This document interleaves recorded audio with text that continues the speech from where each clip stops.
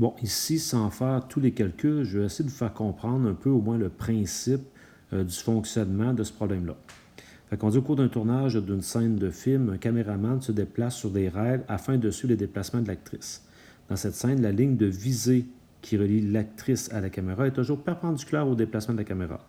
Ce que ça veut dire, je vous montre ici, la ligne de visée, c'est ce qu'on a ici. Donc,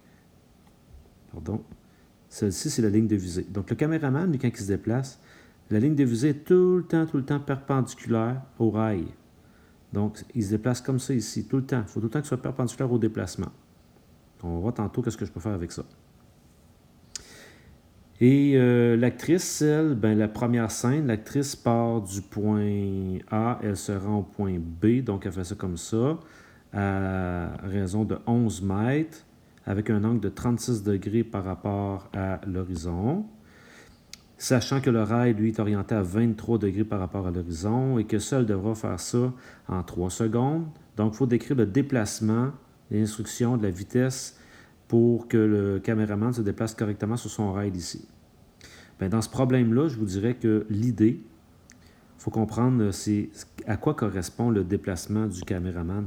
Pensez-y un petit peu, lorsque le caméraman se déplace comme ça ici, bien, je vais vous montrer quelque chose. C'est comme si je prenais ce vecteur-là, puis je l'emmenais ici. Si j'emmène ce vecteur-là ici, et regardez le déplacement du caméraman, essayez de penser, dans le fond, ça correspond à quoi ce qu'il fait quand il se rend jusque-là?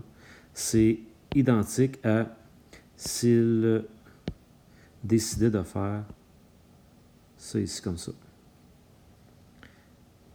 Et ça ici, ça se trouve à être la projection orthogonale. Donc, ce qui est en rouge, c'est la projection orthogonale du vecteur en jaune ici.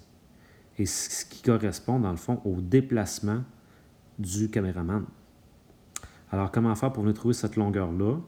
C'est pas trop compliqué, parce que si vous observez, on a 23 degrés ici. OK? J'ai 23 degrés ici, et j'avais ici 36 degrés par rapport à l'horizon.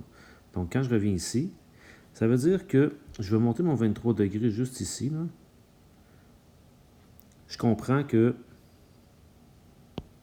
Je vais prendre une couleur. Je comprends que le vecteur ici, il est à 23 degrés. Mais que lui, il est à 36 degrés. Donc, si j'observe bien, entre mes deux vecteurs ici, avec le triangle ainsi formé comme ça, comme ça, comme ça, ben, il me reste quoi? Il me reste 13 degrés.